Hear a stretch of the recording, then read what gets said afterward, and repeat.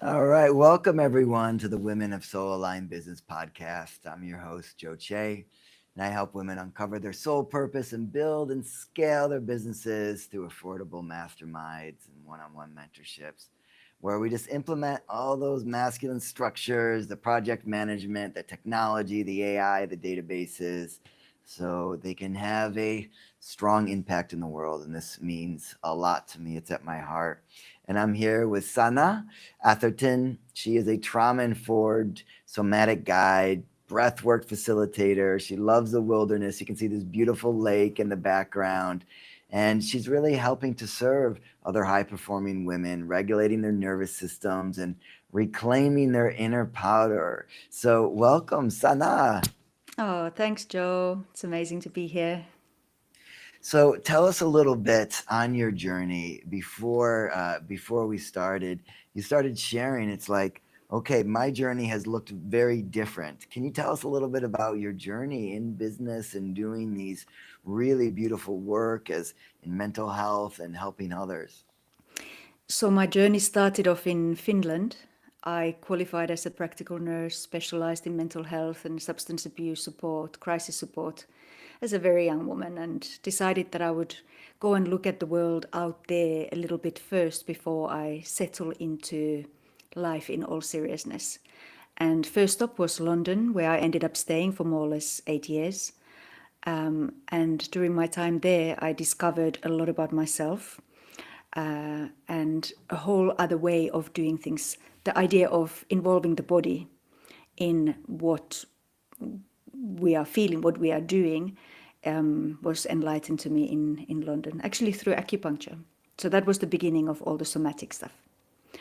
And fast forwarding, we spent a year in Croatia with now my husband, sailing and liberating ourselves from all ideas of how things should be and what we want, and eventually then decided that we would live in South Africa for a time and create our world. So from corporate London through a little year in Croatia of taking a break from life altogether to landing in a small town in South Africa. That's where I set up my clinic and got serious about having my own business, working for myself in a way that felt good. And it was a beautiful time, 14 years of meeting the needs of a small community, from babies to older people and everything in between. My own children were born, and when they needed to start on the path of education, I realized, oh no, I don't want them in mainstream school at all. So I ended up building a school, a democratic school alongside. So I was actually running a busy clinic and a school and doing everything else as well. So it was quite a crazy time in my life. But overall, I was really focused on serving others and meeting other people's needs, and over time realized that I had neglected my own growth and my own process quite a lot. And so the somatic tools that I work with most now, TRE and breathwork namely, they came into my life to solve a problem for me, my own compassion fatigue, my own exhaustion, my own limitations, right? So in my journey, I've never really picked anything off the shelf. You know, this is what I want to learn so that I can offer that to somebody else. It's all come into my life and into my world because I needed it for me. Yeah. So my entire career, my entire methodology, or the way I've created this amalgamation of what I do, was first and foremost for me and my family. You know, I often say that we become experts at the things that we need the most for ourselves, and this is very common. And it's like once we can be self-realized with that, we can actually serve others better because we're not serving from this place of ego. We're serving of this like I needed to learn this for me, and now wow, I figured out what works, and now I can share that. Sana, when it's interesting because in your journey, you didn't start off with the intention to be a businesswoman. You started off with a mission and a vision, this sort of soul aligned purpose. And then you had to figure out the business along the way to support that vision, right? I'm hearing that in both of your businesses, in the school and in the clinic. You started with, I want to help people. I need to serve my community. I need to serve my children and my community. And then business had to happen, right? And so there can be a lot of school of hard knocks when doing that. And I'm curious, in that journey from you, what was some of the hardest things that you went through regarding business to try to support that mission that you had? When I was keeping things, let's call it small, I was just meeting the needs of the day-to-day life and what was required by my family, my children. I became very aware of the fact that I am naturally super talented at making something out of nothing. I started the school in the garage. I cleared out the garden shed and turned that into the initial kind of extra space. And second year in, we rented a big school property with big classrooms and a nature trail and a swimming pool and a sports ground. But we literally just start, and don't worry about the how. That will all come along. So even after years of doing all of that really successfully in that we ate every day and bills were paid, and the service was offered, I hadn't really learned anything about business. It was only after we decided that it was time for a big change again, and we sold everything. I handed the keys of the school to the next torch carrier and said, you take it from here.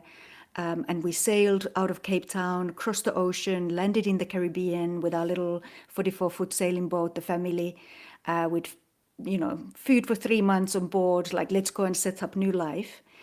Now we arrived in a completely different world, and I had to start truly from scratch. That's when it hit me, oh my gosh, I know nothing about business. I better start growing up now and start learning. I think I really need that gentle love slap from life across the cheek to wake up and realize where I actually am at. So for me, the hardest part about business was to realize that I know nothing about it, because I was quite arrogant in being so good at my job, being so good at creating something out of nothing, being so good at surviving, being so good at just bravely and courageously going forward, that to admit that I am lost, that was for me the hardest. I think there's something beautiful in there, Sana, which is just start doing what you know you're supposed to be doing, even if it doesn't look perfect, even if it's not a beautiful school with the glass windows with a great view and the nature trail. Clean out your garage and you can do it. And that's the beginning. This is the true entrepreneurship bootstrapping mentality of, it's like, I am supposed to do this and I am going to do it no matter what. I don't have a lot of money. People think this is the limiting belief. If I don't have money, I can't do the thing. You can. It may not look like you want it to look with this, these beautiful seats, etc., but you made it happen. And I think that is the entrepreneurial spirit, is knowing that and believing in yourself well enough that you can do it. Even if you don't have all the how, it'll come. And if it doesn't, you take a couple slaps and you get knocked down and you pull yourself up again and you keep going. And, I think it's inspiring that you've done that, and you've done that twice. And then you decided, I'm going to give it all away, take a boat with my family and end up in a whole different country and do it again. So is this the part of the journey that you're doing it again? You're starting from nothing again, so to speak? So I'm yet again doing it, because now I'm no Yet. longer I'm no longer in the Caribbean. I'm back in Europe now after 18 years out of here. But I seem to be maturing along the way, because I'm no longer just jumping into jumping into the unknown the way I always have done, but I'm actually intentionally positioning myself. How do I want to enter this community? How do I want to serve it? It's way more intentional now than it ever has been before. But I love that I have done all of those things before, where I have even my clinic started from that very garage where the school started from, because I had to go back to work when my daughter was 6 weeks old. So I had to see 2 patients, then go back inside to feed her, then go back to work, and then go back to feed her. It needed to fit my life because I wanted to breastfeed her. I wanted to be present. So everything has started from whatever I had. And what was the most beautiful thing about Grenada, our time in the Caribbean, that enriched me was I learned how to collaborate. I was very much just I was like a mule in a way in South Africa. I would just carry the whole thing. I would just do it no matter what it takes. I've got this. I can carry it all. Whereas in Grenada, it was such a vastly different place with such a vastly different culture that I couldn't figure it out on my own. So I found the people that I wanted to work with, and I just rocked up and said, "Hey, let's set up a clinic together. I want to work with you." And miraculously, the person of my choosing said, "Yes, okay, let's do that." So the same happened here in Ireland now. I spent time getting the lay of the land, seeing who's doing what, and then I started to talk to people that I thought I would really love to work with this person. I'd love to work from this person's space, and so forth. So yeah, collaboration is such an important aspect of doing soul-aligned business. Yeah. It Yeah, really just is. showing up and asking. I think one of the lessons I take from what you just said is don't be afraid to ask the person to collaborate with you and say, I have a vision. I want to do this, like, and I would love to do it with you. I feel called to do it with you. And we just got done with a big summit here that I think you saw some of it as. And the founder just went to some really big names that maybe felt like out of her league at the time and just said, this is my vision. It's going to happen. I'm doing it. And I want you on board. I feel called to reach out to you. And some of these big names just said yes and flew all the way across the world. And, I think it's this lesson that we don't know if someone is willing to do something with us until we ask. And we need to be okay with rejection. And part of business and life in general is getting really comfortable with being rejected and just trusting if it's a no for them, then it's actually better for you because that's not the person you should be working with.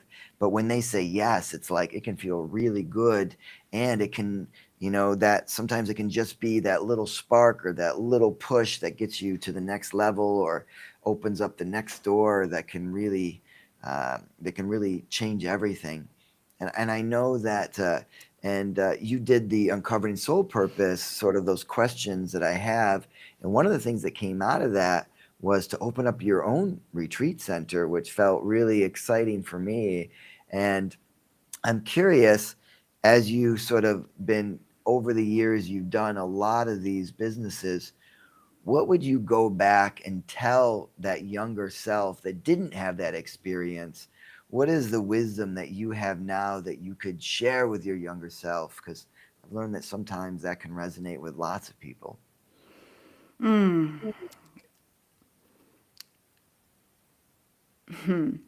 Practice a little bit more essentialism. Like when it all matters, none of it matters.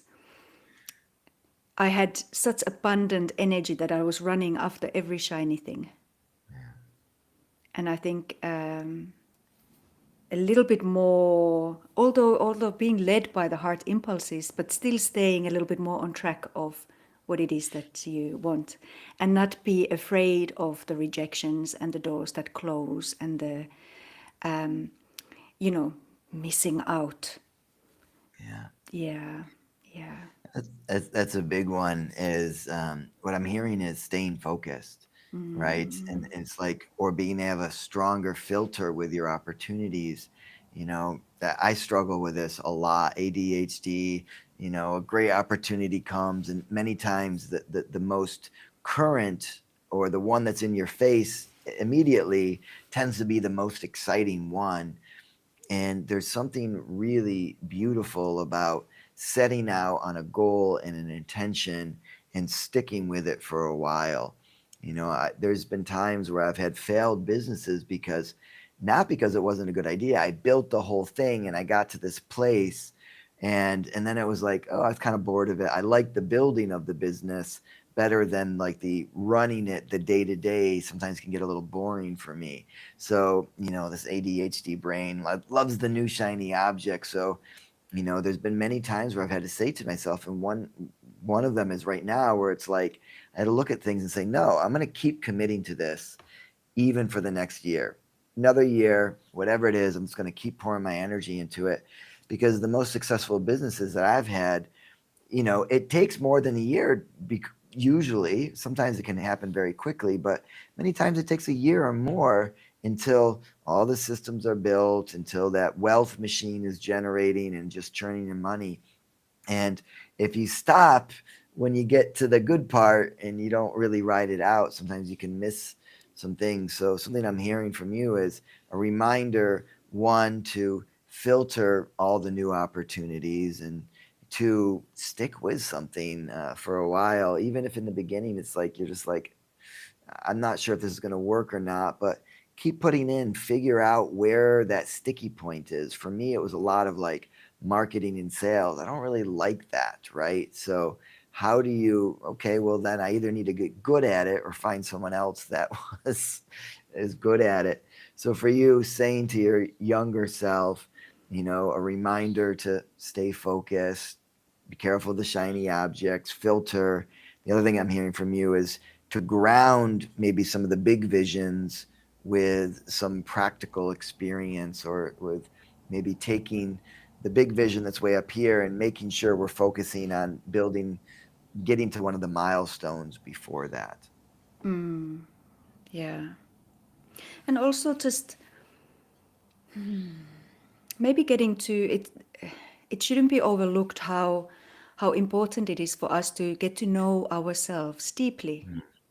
What is this resistance actually all about? Especially building a soul aligned business and wanting to have the business be an extension of me. It can be very easy to think that I should just follow my feelings, but not necessarily. Feelings can't always be exactly trusted. They're not exactly the same as a heart impulse on where I'm supposed to be at, because feelings can also be generated by a fear of not being good enough, or that shyness of potential expansion because I have to push through something really difficult to get to the next level. Or am I making sense? So really kind of getting to know where the feelings are generated from, where are they coming from. I think it's a good question, because there's absolutely times, like, the question I would bring up is, how do we know the difference of when to follow that sort of impulse or intuition, and when to use sort of our logical brain, right? Because one of them sometimes, and then there's this other concept of being heart led, right? And I've seen this happen often, where someone has like what they'll call a download, and they'll say, the universe wants me to do this big thing. And then they don't listen to practical wisdom of how to get that. And I was thinking about that, because you don't want someone to kind of squish or cover your light when you know you're supposed to do something. But also there's this sort of practicality of finding people that know how to do it, who have done it before, that can give you maybe the how to get there. So, like, how do we know when to listen to our intuition, and when should we listen to the logic, or people telling you maybe that's not the best way to go about it? Like, I tried that and it doesn't work. because sometimes experience can get in the way and block us and say, well, I tried that before and it didn't work, but you didn't try it with this person. So I've always wondered, like, how do we balance our past experiences with the intuition that we have and what we're supposed to doing? Do you have any maybe thoughts on that? I would go back to what you brought up earlier, Joe, about the groundedness of what we are doing. Because if you can hold your vision, the download or the idea or the thought, what is the feeling that I'm getting from this? What is the feeling that I'm wanting to go towards? Is this an ego construct of a shiny object, or is this something that I feel deep in myself that I want to create? I think there could be a clue there. I think so. And also, what I'm hearing from you is deconstructing, taking the feeling, listening to it, feeling the feeling, and then also asking, where is this coming from? And you mentioned, is this ego? Is this coming from my ego, wanting to be big or wanting to be on a stage or, have followers? Or is this like, no, I'm supposed to do this? And so maybe checking to see where that feeling's coming from. Is it a feeling out of fear that you need to step up into and be brave and say, you know what? I'm afraid this is not going to work. Maybe this is a little too out. I haven't sort of played this big in this world, you know, but it's time for me to meet that edge. Or is it a fear of like being like, there's a knowing that this isn't really the right thing for me to do? So, like, checking in to where that feeling's coming from is maybe what I'm hearing a little bit of. And I think that kind of segues or circles back to another point that you made earlier, which is the why. Like wanting to stick with something for another year and being able to take the knocks and being able to take the lulls and being able to take the squeezes and all the things. You have to have a very strong, clear why that pulls you through all of that. So that little bit of introspection and getting clear on the why can also then provide the fuel, right? To see it through. Yeah, I think that's a great question to be asking ourselves when I'm working with clients. One of the first things I do is like, why? Why do you want to be doing this business? What do you think it's going to bring you? Who do you think it's going to serve? And and it's true, when we have that why, it helps us really ground down and being like, I am going to do this because this is my mission. This is what I'm supposed to do. This is how I'm supposed to serve in the world. And this is who I'm called to serve. And this is really important to me. And I believe in it. Because if we're just out chasing money, money can be nice and it can leave us really unfulfilled if we don't have that why. If we're just building widgets to make things go 2% faster, it's not, we can't really hold in of that like heart-centered space. And this is why it excites me to work with people that have beautiful visions. And it's interesting because I have found that almost always when people are following that soul line or that heart-led business, whatever you want to call it, it always, always, always includes serving others, not just themselves. And by serving others in a way that's relevant. And that's really important because a lot of people miss this part of like, success, soul aligned success is that when you're not relevant to the world, it's still not successful, even if it's a beautiful intention. Like, it has to be relevant to others. So, Sana, what is your why? Do you know your why? I feel that our why can change and it can evolve through the times. But just where I'm at now in my life, my why is very much linked to wanting to see more and more people empowered and sovereign. Just trusting themselves and knowing that they're good enough and their individuality is so welcome and needed for the whole to be more diverse and strong. Yeah, That's a yeah, beautiful why. that's it feels like the most important thing in the world right now for me. And alongside then that, if I do that really well, then the impact for my family and my children and their experiences is of course significant. Yeah. Especially since we've just moved back to Europe and we have all these incredible opportunities and places just around the corner from us. I want to adventure and show them the world, you know? Yeah. Yeah.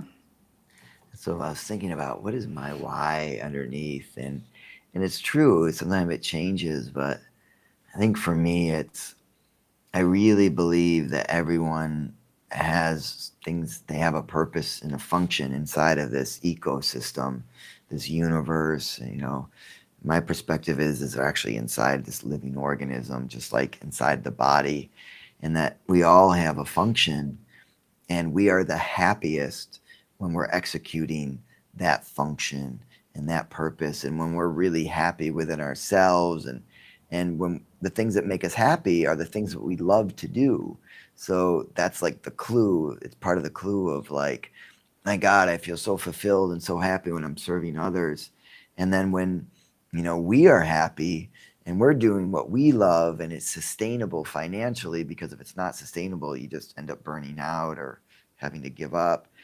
When you're in that place, then everyone around you, your family's happier, and then your community's happier, and you're, a model for others. You're serving others and the things that you're really good at in your zone of genius. So I think my why is just really helping people get there, and honestly, particularly women, because of my past in New York and seeing inequality, and I think women tend to be more soul aligned, quite frankly, and less less ego driven. Not that there's not amazing men out there, but yeah, I think that's my why, or at least That's a it's part beautiful of it. why. Yeah, thank you, I thank you. enjoyed doing the soul align, the soul purpose work with you so much.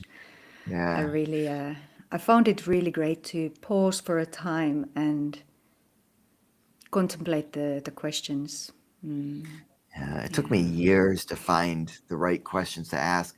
I've actually since added another question too to it. Oh yeah. From doing it so much with people, and it's been great because it's got like 100% success rate. A woman just left, and it was so cool to like just read all of these things and her whole history, and then be able to process it. And I gave her a couple options, and she's so excited about it, and it's just like, wow. But then I realized, well, there's an extra question that I keep needing to ask as a follow up, so I need to put that in there. And but answering these questions and taking that time, I was glad it was useful for you, and hope it's useful to others. If anyone's listening and feeling a little unclear about what they should be doing to make money at their purpose, please contact me. I have some beautiful things I can share with you. And Sana, if someone, uh, who is the person that you want to serve the most right now? So if someone's listening and they're like, you know what, who can you serve the best? I'd love to hear that from you.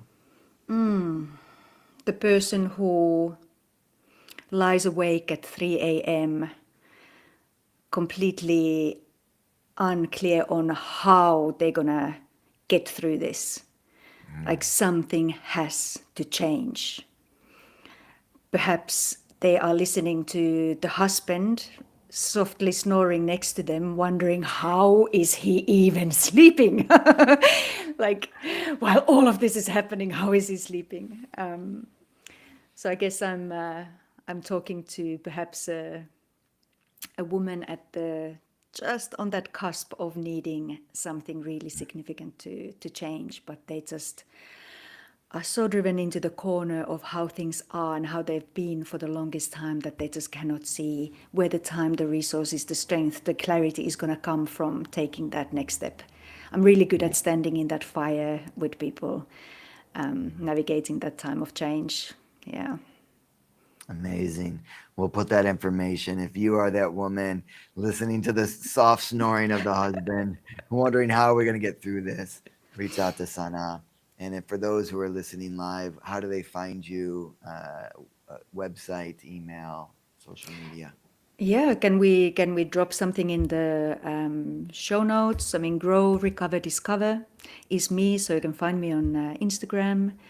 GrowRecoverDiscover.com is my website. I think those will be the best ways Right. to start. We'll put them in the show notes. But if you're listening live, Grow, Recover, Discover. Is that Yes. correct? And then find our Instagram. Sana, so great to have this time with you as we come to our close. Enjoy the beauty of that lake behind you. I'm feeling it, and hope we get to stay in touch. For those listening, have an amazing night. Let us, either of us, know if there's anything we can help you in your journeys. And everyone have a Absolutely. wonderful day. Take care, everyone. Big Ciao. love. Thanks, Joe.